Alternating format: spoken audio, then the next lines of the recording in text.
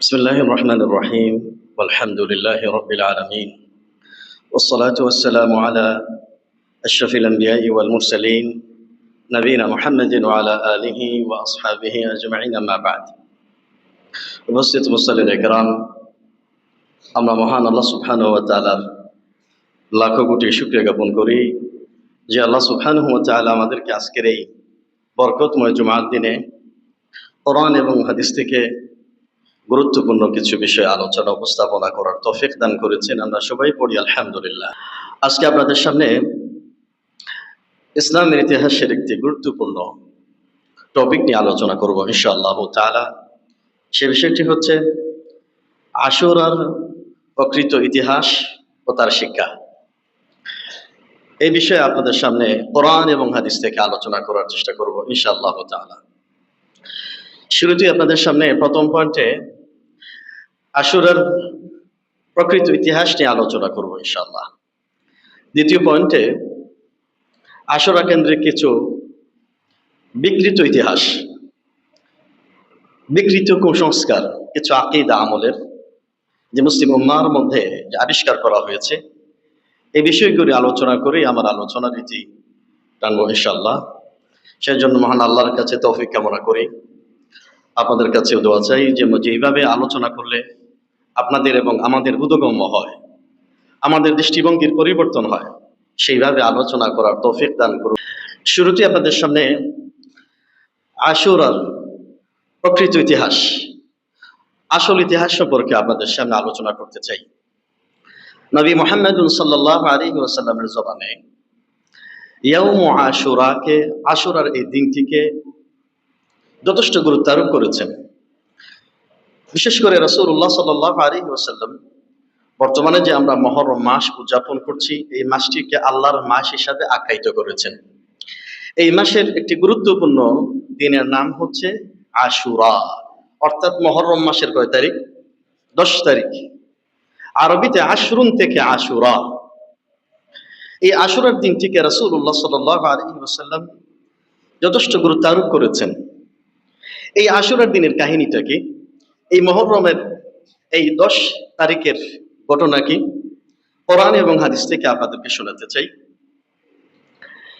এই দিনে মহান আল্লাহ সুবহানাহু ওয়া তাআলা তার প্রিয় নবী মুসা আলাইহিস সালাতু ওয়াস সালামকে ফিরআউনের জুলুম থেকে আল্লাহ সুবহানাহু ওয়া তাআলা নাজাত দিয়েছিলেন, এবং মহান আল্লাহ সুবহানাহু ওয়া তাআলার দুশমন নবী মুসা আলাইহিস সালাতু ওয়াস সালাম এবং ঈমানদারদের দুশমন ফিরআউন এবং তার দল কাফিরদেরকে নীল দরিয়ায়, সাগরের মধ্যে ডুবে মেরেছিলেন। এই দিনটির নামে হচ্ছে ইয়াউম আশুরা, মুহররম মাসের 10 তারিখ।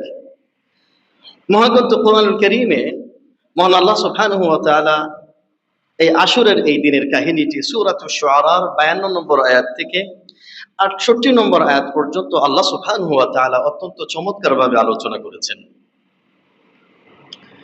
নবী মুহাম্মদ সাল্লাল্লাহু আলাইহি ওয়াসাল্লাম মক্কাতুল মুকাররমা থেকে যখন মদিনাতুল মুনাওয়ারা হিজরত করলেন, এই ঘটনাটি ইমামুল বুখারী ও মুসলিম রাহমাতুল্লাহি আলাইহিমা আল্লাহ রাসূলের সাহাবী আব্দুল্লাহ ইবনে আব্বাস থেকে বর্ণনা করছেন। আব্দুল্লাহ ইবনে আব্বাস রাদিয়াল্লাহু আনহুমা তিনি বলেন, রাসূলুল্লাহ সাল্লাল্লাহু আলাইহি ওয়াসাল্লাম যখন মক্কাতুল মুকাররমা থেকে মদিনাতুল মুনাওয়ারা হিজরত করলেন, মদিনাতুল মুনাওয়ারা এসে দেখলেন ইহুদিরা এই আশুরার দিনে তারা রোজা পালন করছে। রাসূল সাল্লাল্লাহু আলাইহি ওয়াসাল্লাম তাদেরকে প্রশ্ন করলেন, মা হাদাল ইয়াউমুল্লাযী তাসুমুনা, ওহে ইহুদিরা, তোমরা এই সেই কোন দিন তোমরা আজকের এই আশুরার দিনে কেন তোমরা এই রোজা বা সিয়াম পালন করছো? তখন ইহুদিরা বলল, হাদা ইয়াউমুন আযীম, এটা হলো তো এই বিশ্বের ইতিহাসের মহান দিন। এই মহান দিনে আনজাল্লাহু ফীহি মূসা ওয়া কওমা, আল্লাহ রাব্বুল আলামিন মূসা আলাইহিস সালাতু ওয়াস সালাম এবং তার ঈমানদার বান্দাদেরকে বাঁচিয়েছিলেন এবং ফিরআউনকে এই নীল দরিয়ায়, এই সাগরের মধ্যে ডুবে মেরেছিলেন। মূসা আলাইহিস সালাতু ওয়াস সালাম শুকরিয়া আদায়ে তিনি এই দিন সিয়াম পালন বা রোজা পালন করেছিলেন, আর আমরা ইহুদিরা পর্যন্ত এই দিনে সিয়াম বা রোজা পালন করে আসছি।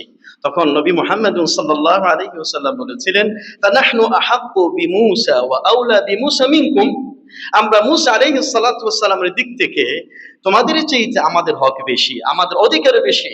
এই জন্য রাসূল সাল্লাল্লাহু আলাইহি ওয়াসাল্লাম এই আশুরার দিনে নিজে সিয়াম পালন করেছেন এবং সাহাবা کرامদেরকে, মুসলিম উম্মাহকে এই দিনে সিয়াম পালন করার প্রতি নির্দেশ প্রদান করেছিলেন। এই দিনটা ছিল কি দিন বলেন? এই দিনটা ছিল কি দিন? আশুরার দিন। রাসূল সাল্লাল্লাহু আলাইহি ওয়াসাল্লাম এবং তার সাহাবা کرام এই আশুরার দিনে প্রত্যেকটি বছর তারা সিয়াম পালন করা শুরু করে দিয়েছেন। সাহাবীরা এসে বলেন, ইয়া রাসূলুল্লাহ, ইন্নাহু ইয়াউমুন তুআযযিমুহুল ইয়াহুদ ওয়ান নাসারা।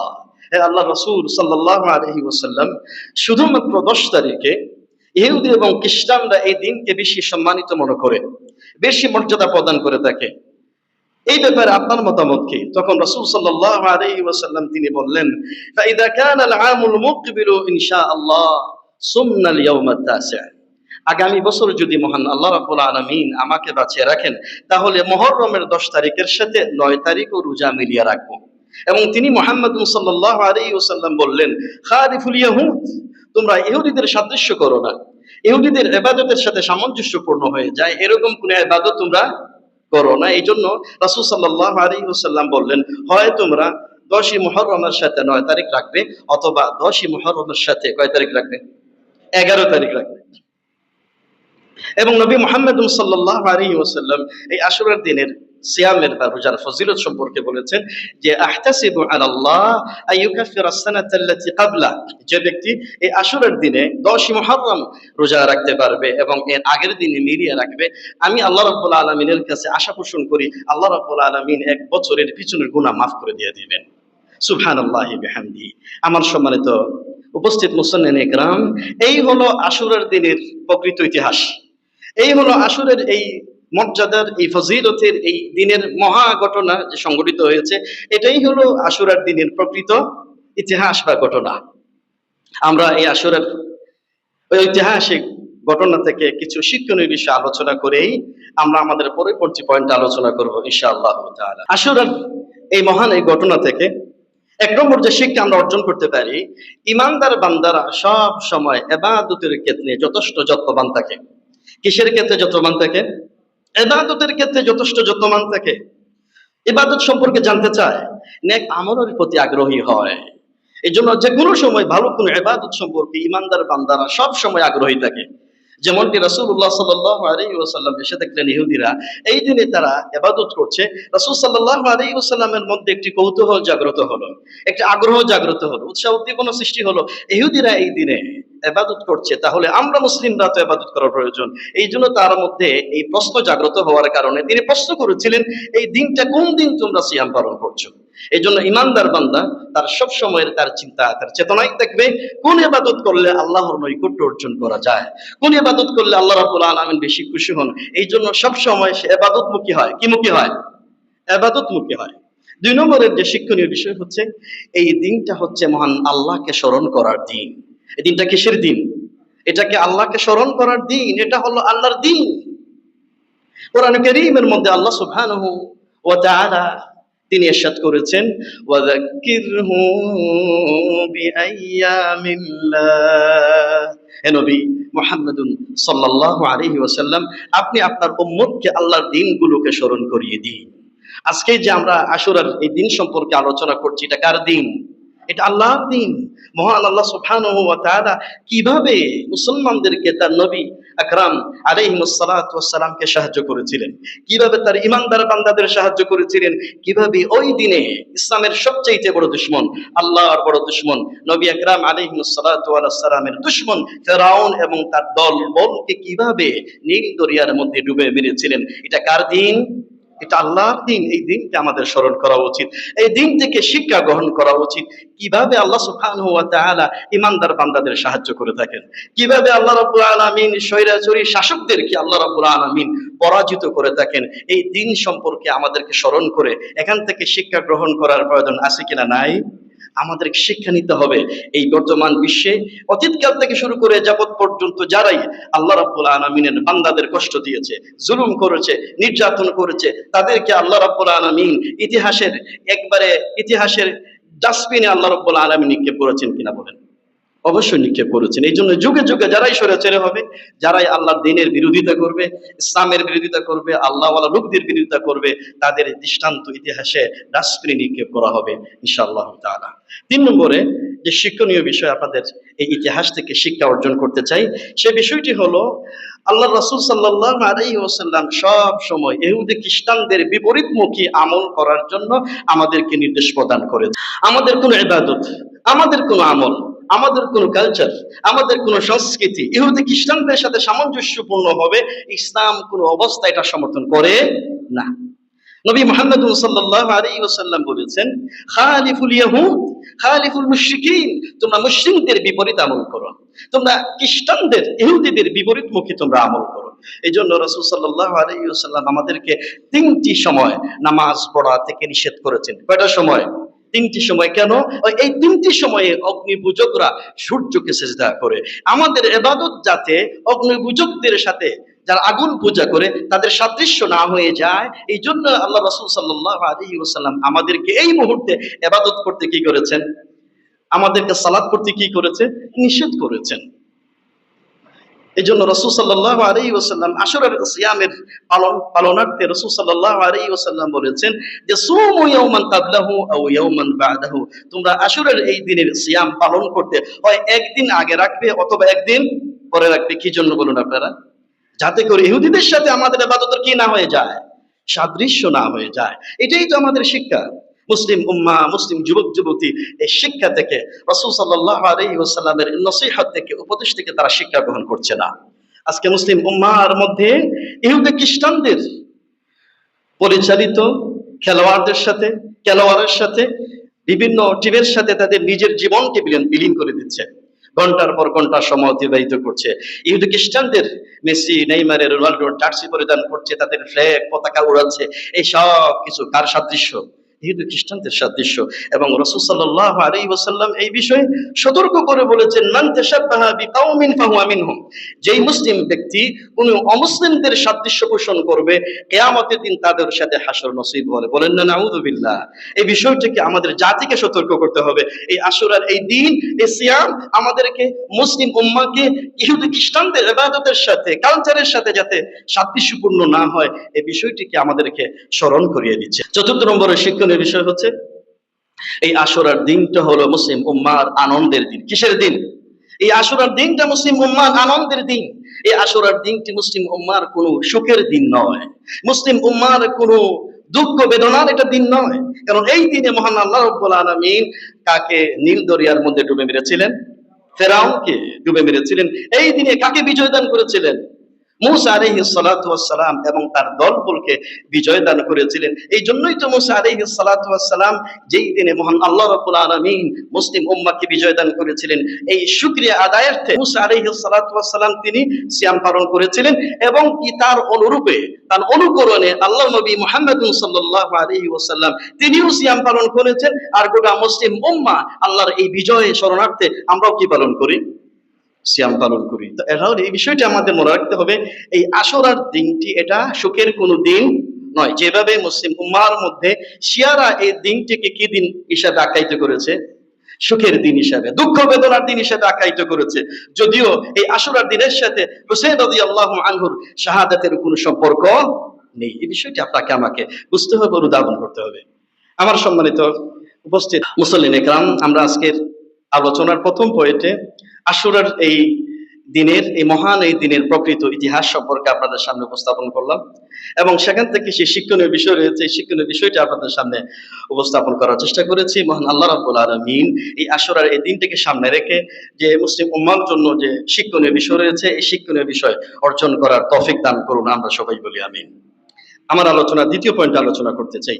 দ্বিতীয় পয়েন্টটা হচ্ছে, এই আশুরার দিনকে কেন্দ্র করে মুসলিম উম্মাহর মধ্যে কিছু শিরকি আকীদা, কিছু বিতর্কিত আকীদা এবং আমলের প্রচলন দেখা দিয়েছে, যেটা কোনো অবস্থায় মহান আল্লাহ রাব্বুল আলামিনের কোরআন এবং নবী মুহাম্মদ সাল্লাল্লাহু আলাইহি ওয়াসাল্লামের সুন্নাহ কোনো অবস্থায় এই সমস্ত কুসংস্কারের জন্য বিতর্কিত আকীদা এবং বিতর্কিত কিছু আমলের কোনো অবস্থায় ইসলাম সমর্থন করে না।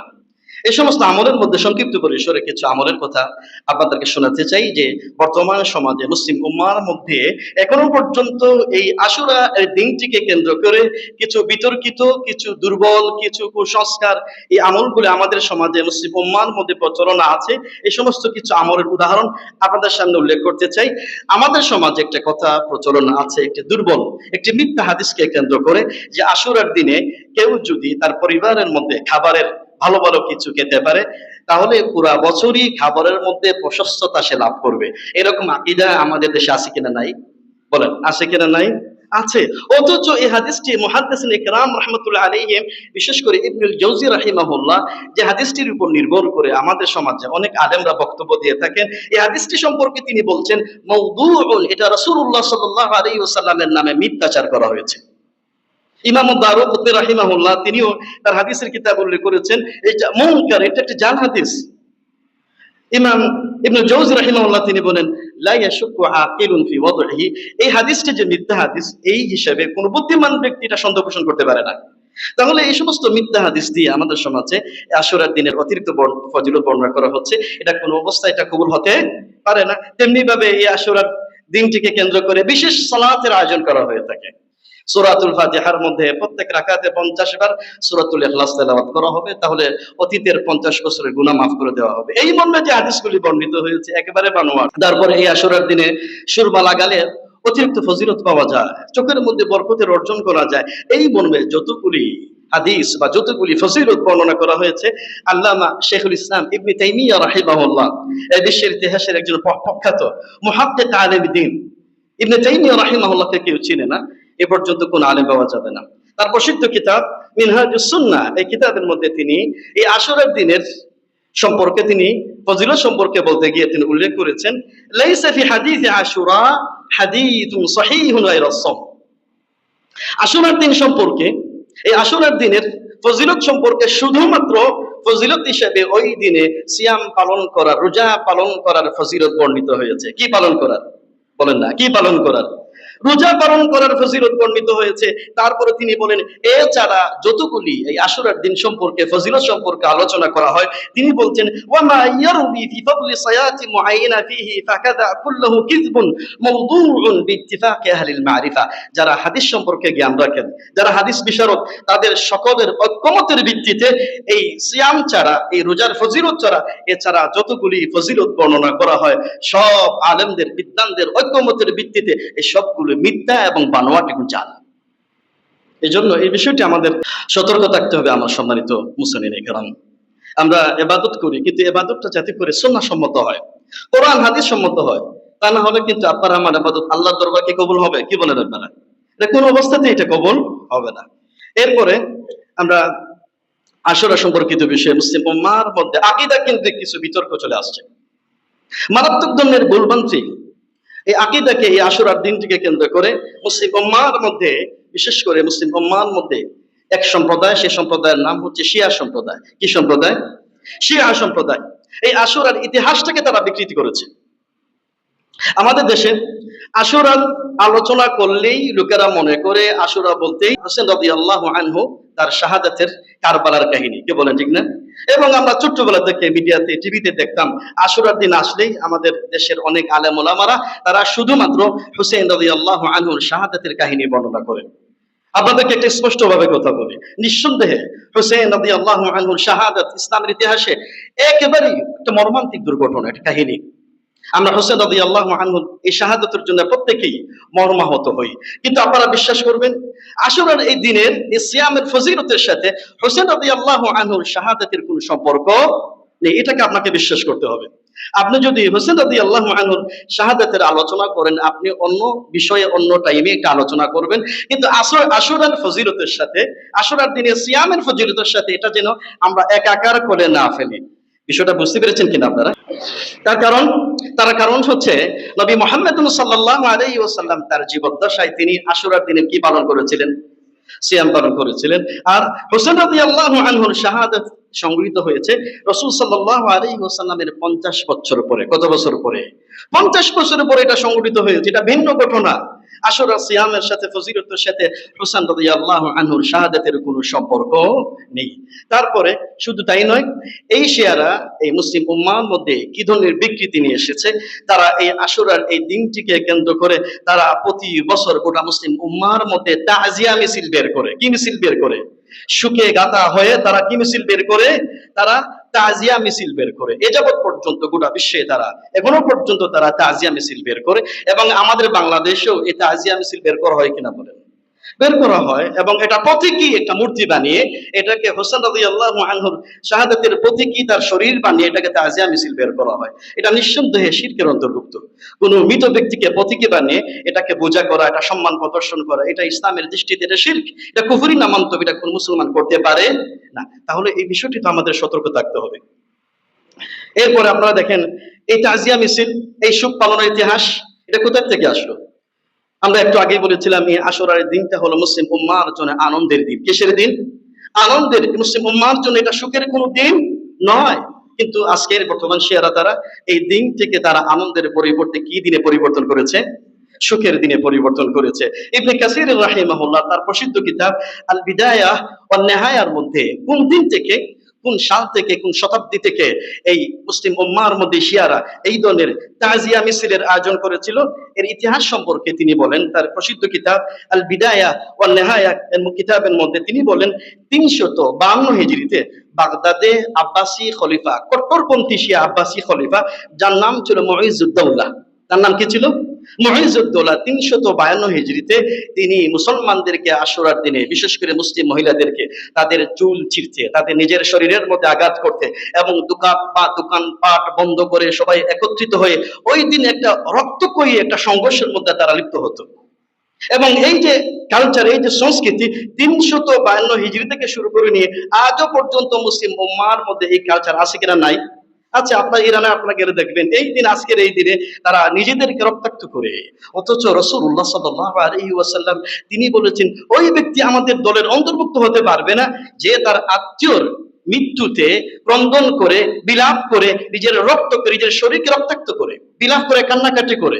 রাসূল সাল্লাল্লাহু আলাইহি ওয়াসাল্লাম এই কাজটি নিষেধ করে দিয়েছেন, এবং রাসূল সাল্লাল্লাহু আলাইহি ওয়াসাল্লাম এটা কুফরি সমতুল্য হিসেবে ঘোষণা করেছেন।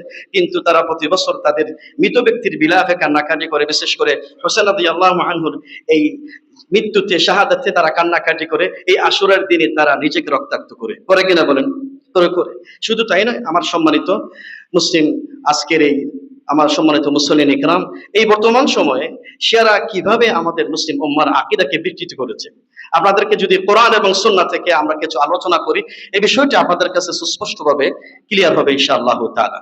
আমরা ব্যক্তিগতভাবে ইসরায়েল এবং ইরান যখন যুদ্ধ সংঘটিত হয় তখন আমাদের অবস্থান থাকবে কার পক্ষে? নিঃসন্দেহে ইরানের পক্ষে। কারণ এই যুদ্ধে ইরান জালিম না মাজলুম? এই জন্য যুদ্ধে মজলুম, এই জন্য মজলুমদের পক্ষে সবসময় অবস্থান করার কথা রাসূলুল্লাহ সাল্লাল্লাহু আলাইহি ওয়াসাল্লাম আমাদেরকে নির্দেশ প্রদান করেছে। কে বলেন, ঠিক না? এই যুদ্ধে আমেরিকা, ইসরায়েল পরাজিত হয়েছে, এটা মুসলিম উম্মাহর জন্য একটা বিশাল একটি বিজয়, ঠিক কিনা বলেন? বিশেষ করে আমরা এই যুদ্ধে, ইসরায়েল এবং ইরান এই যুদ্ধে আমরা অবশ্যই মজলুমদের পক্ষে থাকবো।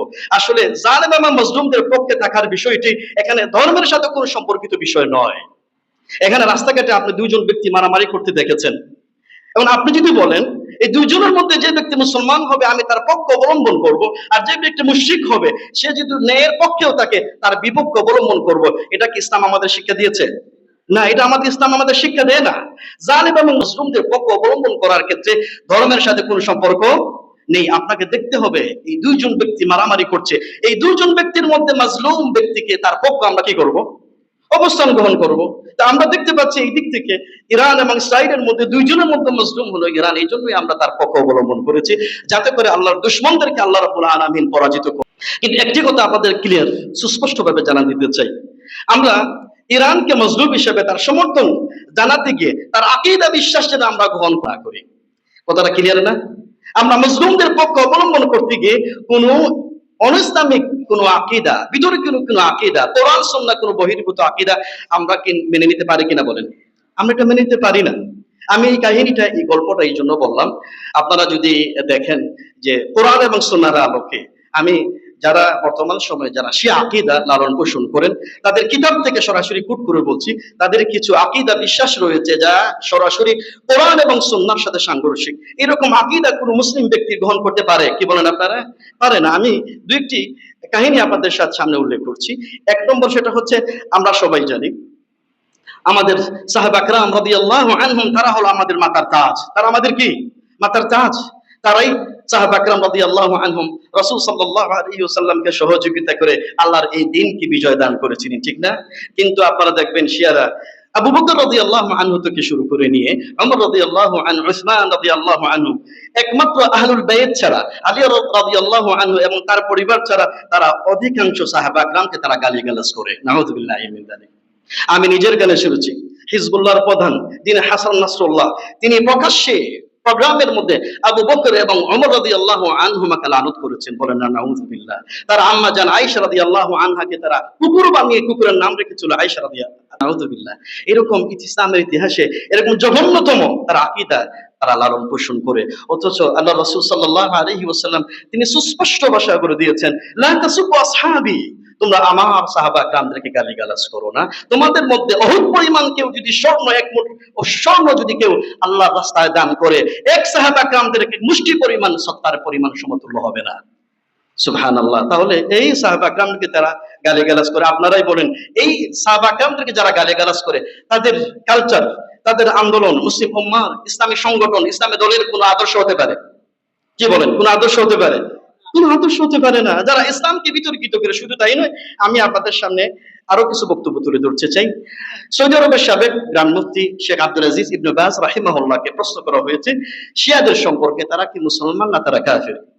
শেখ আব্দুল আজিজ ইবনে বাজ রাহিমাহুল্লাহ তিনি অত্যন্ত ইনসাফপূর্ণ একটি বক্তব্য দিয়েছেন। তিনি বলেছেন, এক কথায় শিয়ারা কাফের বা এক কথায় শিয়ারা মুসলিম এটা বলা যাবে না।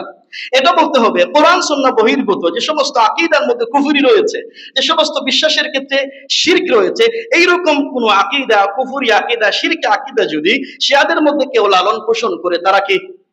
বলেন না, তারা কি? তারা কাফের। আর যদি আহলুস সুন্নাহ ওয়াল জামাআর আকীদা কোরআন সুন্নাহ মোতাবেক সাহাবা کرامদের আকীদা কেউ যদি লালন পোষণ করে, তারা কি? কথা বলেন, তারা কি? তারা মুসলিম। এই জন্য তিনি বলেছেন এই বক্তব্যটি একেবারেই এইভাবে জেনারেলি এই বক্তব্য এভাবে দেওয়া উচিত হবে না। আমাদের ব্যাখ্যা করতে হবে কোরআন সুন্নাহ বহির্ভূত শিরকি আকীদা, কুফরি আকীদা যারাই লালন করবে শিয়াদের মধ্যে, তারা কি? বলেন না, তারা কি? যেমন আপনাদেরকে শিয়াদের কিছু আলেমদের তাদের কিতাব থেকে আপনাদেরকে উল্লেখ করছি, যে কিতাবটি হলো শারহুন নিহালি ওয়াল মিহাল, 30 নম্বর পৃষ্ঠায় তারা বলেন যে শিয়াদের একটি মূল আকীদার মধ্যে, অনেক শিয়াদের মূল আকীদার মধ্যে একটি আকীদা হচ্ছে যেমন আল্লাহ রাব্বুল আলামিন জিবরিল আলাইহিস সালাতু ওয়াস সালামকে ওহী দিয়ে প্রেরণ করেছিলেন আলী রাদিয়াল্লাহু আনহুর কাছে প্রেরণ করার জন্য। কিন্তু এই ক্ষেত্রে জিবরিল আলাইহিস সালাতু ওয়াস সালাম আল্লাহ রাব্বুল আলামিনের এই দায়িত্ব পালন করতে খেয়ানত করে, এই দায়িত্ব কাকে দিয়েছেন? মুহাম্মদ সাল্লাল্লাহু আলাইহি ওয়াসাল্লামকে দিয়েছেন। আপনারাই বলেন, এই আকীদা যদি কেউ পোষণ করে তার ঈমান থাকবে? কথা বলেন না। এই আকীদা কেউ যদি পোষণ করে তার ঈমান থাকবে?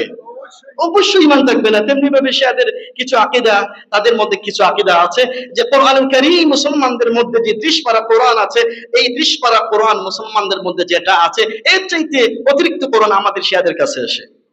নাউযুবিল্লাহ। তাহলে আপনারাই বলেন, কোরআনে কারীমের কিছু অংশকে কেউ যদি বিশ্বাস করে, আবার কিছু অংশকে যারা যদি অবিশ্বাস করে, সে কি হবে? সেটা কাফির হয়ে যাবে। তেমনি ভাবে হোসেন রাদিয়াল্লাহু আনহুর কাছে অনেক শিয়ারা তারা ইস্তিগাসা করে, আল্লাহর পরিবর্তে সাহায্য পোষণ করে। নাউযুবিল্লাহ। আল্লাহর পরিবর্তে হোসেন রাদিয়াল্লাহু আনহুর কাছে সাহায্য কামনা করে, এটা কি বলেন? এটা শিরক, এটা কাফির, এটা বিশ্বাস করা যাবে না। আমার সম্মানিত ভাইরা, এইরকম করে অনেক আকীদা বিশ্বাস যেটা আছে, কোন মুসলিম ব্যক্তি, ঈমানদার ব্যক্তি, আকীদাত আহলুস সুন্নাহ ওয়াল জামাতের কোন মুসলমান এই আকীদা পোষণ করতে পারে না। এজন্য আমি আবারও বলি, আমরা মজলুমদের পক্ষ অবলম্বন করতে গিয়ে আমরা মজলুমদের আকীদা দ্বারা আমাদের যুব সমাজকে যাতে প্রভাবিত করতে না পারে, এজন্য আমাদের সতর্ক থাকার প্রয়োজন আছে কিনা? নাই?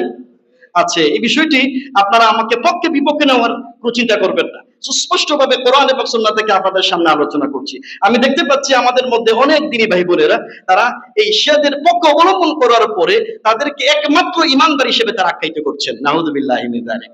এটা কোন মুসলিম ব্যক্তি এটা বলতে পারে না। তারা যদি বিশ্বের মধ্যে একমাত্র ঈমানদার হয়ে থাকে, তাহলে আমরা সবাই মিলে নিজেরাই শিয়া ঘোষণা করে দিই, সমস্যা কোথায়? তাহলে তো শিয়া আকীদা এবং মুসলমানদের সুন্নাহ আকীদার মধ্যে কোনো পার্থক্য থাকলো না। এই জন্য এই বিষয়টি সতর্কতার সাথে বক্তব্য আপনাকে দিতে হবে। মুসলিমদের পক্ষ নেওয়ার অর্থ এটা নয় তার আকীদা আমাকে মানতে হবে, ঠিক না? আমাদের আকীদা বিশ্বাস কোথা থেকে নিতে হবে? কোরআন এবং সুন্নাহ থেকে নিতে হবে। আমাদের আকীদা বিশ্বাস সালফুস সালেহিন সাহাবা کرامদের আকীদা দেখে নিতে হবে। আমাদের আকীদা বিশ্বাস চার ইমামের চার মাযহাবের ইমাম আকীদা দেখে নিতে হবে। আমাদের আকীদা বিশ্বাস ইমামুল বুখারী, ইমাম মুসলিম তারা যে আকীদা লালন পোষণ করেছেন তাদের কাছ থেকে আমাদের আকীদা নিতে হবে। এর বাইরে পৃথিবীর কোন মতবাদ থেকে আমাদের আকীদা নেওয়া জায়েজ হবে? কি বলেন আপনারা? জায়েজ হবে? উপস্থিত মুসলিমিন کرام, আমি আপনাদের সামনে এই কাহিনী এই জন্য বললাম, আপনারা যদি ইসলামের ইতিহাসটা দেখেন, এই যে ইরান বর্তমান সময়ে, ইরানের 95% মানুষ কি আকীদা বিশ্বাসী? সে আকীদা বিশ্বাসী। 5% হতে পারে সুন্নি গোষ্ঠী হতে পারে সেখানে। আপনারা দেখবেন যে এই ইরান রাষ্ট্র এক সময় এই পারস্য কিন্তু মুসলমানদের দখলে ছিল। 1500 শতাব্দী পর্যন্ত, 900 হিজরি পর্যন্ত এই মুসলিম উম্মার মধ্যে এই ইরানিরা আহলুস সুন্নাত ওয়াল জামাতের আকীদার অন্তর্ভুক্ত ছিল। তারা সবাই একযোগে সুন্নি ছিল। আপনারা সবাই জানেন আবু বকর সিদ্দিক রাদিয়াল্লাহু আনহুর খেলাফত আমলে মুসান্নাফ ইবনে হারিসা রাদিয়াল্লাহু আনহু ইরানের কিছু জায়গা তিনি বিজয় লাভ করেছিলেন। এরপরে ওমর ইবনে খাত্তাব রাদিয়াল্লাহু আনহুর খেলাফত আমলে সাদ বিন আবি ওয়াক্কাস রাদিয়াল্লাহু আনহুর নেতৃত্বে পারস্য বিজয় করেছিলেন কিনা বলেন আপনারা? পারস্য বিজয় করেছিলেন। এইভাবে করে একের পর এক মুসলিম সেনাবাহিনীরা, মুসলিম সেনাপতিরা গোটা পারস্য বিজয় লাভ করে 900 হিজরি পর্যন্ত, 1500 সাল পর্যন্ত, খ্রিস্ট সাল পর্যন্ত গোটা ইরান কোন আকীদার উপরে ছিল? সুন্নি আকীদার উপরে ছিল। এর পরবর্তীতে বিশেষ করে এই 1500 শতাব্দীতে, বিশেষ করে খ্রিস্ট শতাব্দীর শাহ মোহাম্মদ ইসমাইল, তিনি শিয়াদের একজন কট্টরপন্থী একজন সেনাপতি ছিলেন, একজন বড় দায়িত্বশীল ছিলেন। তিনি আব্বাসীয় খেলাফত আমল থেকে গোপনে তিনি শিয়া আকীদার প্রচার প্রসারে কাজ করেছিলেন। এক পর্যায়ে তিনি 1500 খ্রিস্ট শতাব্দীতে গোটা ইরানকে সুন্নি আকীদা থেকে পরিবর্তন করে গোটা ইরানকে শিয়া আকীদায় পরিবর্তন করে ফেলেছেন। আজও পর্যন্ত আপনারা দেখবেন ইরান বলেন, বাহরাইন বলেন, এমনকি সিরিয়া বলেন, সিরিয়ার প্রায় অনেক এলাকা বলেন, লেবাননের, জর্দানের অনেক এলাকা বলেন, এমনকি আপনারা সৌদি আরবে জিজান বলেন, দাম্মাম বলেন, আল আহসা বলেন, আল কাতিফ বলেন, এমনকি মদিনা মুনাওয়ারায় 20% পর্যন্ত শিয়াদের বিচরণ রয়েছে। এবং শিয়ারা যেখানেই প্রবেশ করেছে সেখানে গোটা মুসলিম উম্মাহকে তাদের আকীদা পরিবর্তন করে শিয়া আকীদায় পরিবর্তন করে দিয়েছে। আপনারা দেখেন যেখানে শিয়াদের আক্রমণ হয়েছে, যেখানে শিয়াদের অনুপ্রবেশ করেছে, ইয়ামনে বলেন, জাইদিয়া বলেন, সেখানে গোটা জাতিকে শিয়া আকীদা পরিবর্তন করে দিয়েছে। আমি বলতে চাচ্ছি, আমরা মজলুমদের পক্ষ অবলম্বন করার অর্থ এটা নয় তাদের আকীদা বিশ্বাস, তাদের কালচার আমাদেরকে নিতে হবে, ঠিক কিনা? আমরা মজলুমদের পক্ষ অবলম্বন করব, কিন্তু আকীদা গ্রহণ করার ক্ষেত্রে আমাদের সতর্ক থাকতে হবে কিনা বলেন? আপনারা দেখেন 1500 শতাব্দী পর্যন্ত যারা সুন্নি আকীদায় উপর অটল ছিল, কিভাবে একটা কালচার, একটা সমাজ ব্যবস্থা এসে গোটা মুসলিম সমাজকে সুন্নি আকীদা থেকে পরিবর্তন করে কোন আকীদায় নিয়ে গিয়েছে। তাহলে আমরা যদি আমাদের নিজেদেরকে নিজেরা পড়াশোনা না করি, গবেষণা না করি, স্টাডি না করি, তাহলে আমাদের যুব সমাজকে সে আকীদায় পরিবর্তন করতে পারে কি ঠিক না বলেন? পারবে। আমি জানি বর্তমানে অনেক শিল্পীরা, আব্দুল হাফিজ লিটন আপনারা দেখবেন, সে আগে শিল্পী ছিল, সাইমন শিল্পী খ্রিস্টের একজন শিল্পী ছিল, সে এখন বর্তমানে পুরোপুরি সে আকীদায় পরিবর্তন হয়ে গিয়েছে। এরকম অনেকে আছে। আমি বিশেষ করে আপনাদেরকে অনুরোধ জানাবো, আপনারা এই বিষয়ে একটু পড়াশোনা করবেন, গবেষণা করবেন। বিশেষ করে আমাদের দেশের আলেমুল আমাদের এই বিষয়ে যথেষ্ট গবেষণার অভাব রয়েছে। এই বিষয়ে অতিরিক্ত পড়াশোনা বলতে কিছু, কোনো পড়াশোনা না বললেই চলে। পড়াশোনা থাকবে কেমনে? আমরা তো একজন আরেকজনকে কাপড় খুলে ফেলার আমরা ঘোষণা দিচ্ছি, একজনকে আরেকজনকে আমরা মুখ উন্মোচন করার জন্য ব্যস্ত হয়ে আছি। এই জন্য বিশেষ করে ইসলামের প্রকৃত দুশ্মন যারা, তাদের নিয়ে আমাদের তেমন মাথা ব্যথা নাই। শুধু আমাদের নিজেদের মধ্যে কি আছে, আমরা ব্যস্ত আছি কিভাবে একজন আরেকজনের মুখ উন্মোচন করা যায়। আসলে যদি আপনার বিরোধিতা ব্যক্তি স্বার্থে হয়, আপনার বিরোধিতা যদি রাজনৈতিক ফায়দা হাসিলের স্বার্থে হয়, তাহলে কিন্তু এরকম ষড়যন্ত্র আপনার কাছ থেকে আশা করা যায়। আর আপনার এই বিরোধিতা যদি আল্লাহর জন্য হতো, ইসলামের জন্য হতো, কোরআনের জন্য হতো, তাহলে মুসলমানদের মধ্যে মারামারি না করে, মুসলমানদের মধ্যে দলাদলি না করে, ফতোয়াবাজি না করে ইসলামের প্রকৃত দুশমনদের বিরুদ্ধে আপনি অবশ্যই অবস্থান গ্রহণ করতেন। কি বলেন, ঠিক না? এই বিষয়টা আমাদের সতর্ক থাকতে হবে। যে ব্যক্তি, যে যারাই যতই বেশি ষড়যন্ত্র করুক না, কোনো ষড়যন্ত্র করলে নিজেরাই এক সময় এই দুনিয়া থেকে নিশ্চিহ্ন হয়ে যাবে। এই জন্য আমরা সবাই মিলে এই আশুরা, এই মহান এই দিন থেকে আমাদের শিক্ষা নেওয়ার প্রয়োজন। আমার সম্মানিত উপস্থিত মুসল্লিন একরাম, আপনাদের সামনে আশুরার এই দিনটিকে সামনে রেখে, ফজিলতকে সামনে রেখে আলোচনা করেছি। আপনারাই বলুন, এই আশুরার দিন মুসলিম উম্মাহর জন্য বিজয়ের দিন না সুখের দিন? বলেন, আনন্দের দিন না সুখের দিন? এটা সুখের, এটা আনন্দের দিন, এটা বিজয়ের দিন। এই দিনই আল্লাহ রাব্বুল আলামিন মুসলিম উম্মাহকে বিজয় দান করেছেন, জালিমদেরকে আল্লাহ রাব্বুল আলামিন পরাজিত করেছেন। এই দিনটি থেকে আমাদের শিক্ষা গ্রহণ করে আমাদের পরিবারকে, আমাদের সমাজকে পরিবর্তন করতে হবে। বিশেষ করে এই আশুরা কেন্দ্রিক যে সমস্ত কুসংস্কার, বিতর্কিত আকীদা আমাদের সমাজে অনুপ্রবেশ করেছে, এই বিষয়ে আমাদের সতর্ক থাকার প্রয়োজন আছে কিনা বলেন? আচ্ছা, আপনারা ডক্টর আব্দুল্লাহ জাহাঙ্গীর রাহিমাহুল্লাহ এই বিষয়টি সম্পর্কে আপনারা ইউটিউবে সার্চ দিলে আপনারা চমৎকার বক্তব্য শুনতে পাবেন। শেখ আহমদুল্লাহর এই এই বিষয়ে যদি শিয়াদের বিষয়ে সার্চ করেন আপনারা চমৎকার বক্তব্য শুনতে পারবেন। ইসলাম হাউসের মধ্যে পাওয়ারফুল যে ওয়েবসাইট রয়েছে সেখানে শিয়াদের সম্পর্কে অনেকগুলি বই islamhouse.com এর মধ্যে এই বইগুলি আপনারা পাওয়া যাবে, সেখানে আপনারা সংগ্রহ করবেন। আশা করছি আমরা আজকের এই স্বল্প পরিসর আপনাদের সামনে আশুরার এই ফজিলতকে সামনে রেখে কোরআন এবং হাদিস থেকে কিছু কথা বলেছি। মহান আল্লাহ রাব্বুল আলামিন আমাদেরকে আশুরার প্রকৃত ইতিহাস জানার তৌফিক দান করুন, এখান থেকে প্রকৃত শিক্ষা অর্জন করার তৌফিক দান করুন, এবং আশুরা কেন্দ্রিক যে বেদাত এবং কুসংস্কারের আবিষ্কার হয়েছে এই কুসংস্কার থেকে গোটা জাতিকে আল্লাহ হেফাজত করুন। ওয়া মা তৌফিক ইল্লা বিল্লাহ। আসসালামু আলাইকুম ওয়া রাহমাতুল্লাহি ওয়া বারাকাতুহু।